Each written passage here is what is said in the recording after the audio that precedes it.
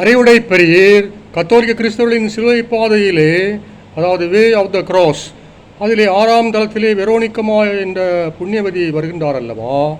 அது யார்? வேத விற்பனர்களின் கூற்றுப்படி அவள் வேறு யாரும் அல்ல, 12 ஆண்டுகளாக இரத்தப்போக்கினால் பெரும்பாடுபட்ட அதே பெண்மணி. மத்தேயு 9:20. அவர் குணம் பெறுவதற்காக இயேசுவிடம் வருகின்றாள்.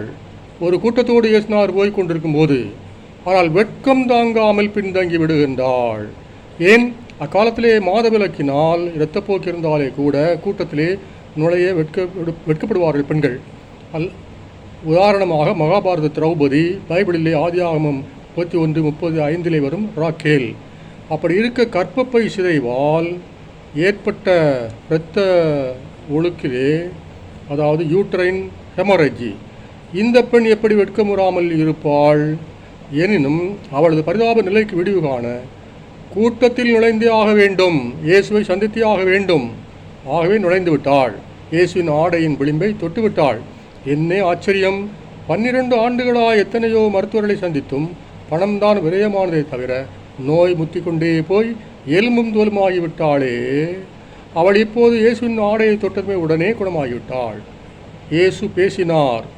ஏன் இத்தனை ஆண்டுகள் கழித்து வந்தாய் என்று கேட்கவே இல்லை. கடவுளுக்கு எது நேரம் காலம், கை தூக்கி விட்டு விட்டார். நன்றி பெருக்கோடு வீடு திரும்பினாள். வீடு திரும்பி அவள் என்ன செய்தாள் தெரியுமா? அவளுக்கு நடந்த அந்த கண்கொள்ளா காட்சியை தன் வீட்டு முற்றத்திலே சிலையாக வடித்து நிறுத்திவிட்டாள். அதை கண்ட வரலாற்று ஆசிரியர் யுசேபியஸ் அதை பதிவு பண்ணி இருக்கின்றார். அதே பெண்மணிதான் இப்போது இயேசு கல்வாரிக்கு சிலுவை சுமந்து வரும் நேரத்திலே ஓடோடி வருகின்றாள்.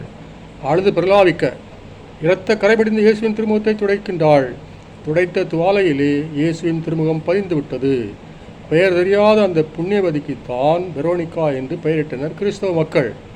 நன்றி பெருக்கின் மொத்த உருவம் அன்றோ இந்த புண்ணியவதி வெரோனிக்கா?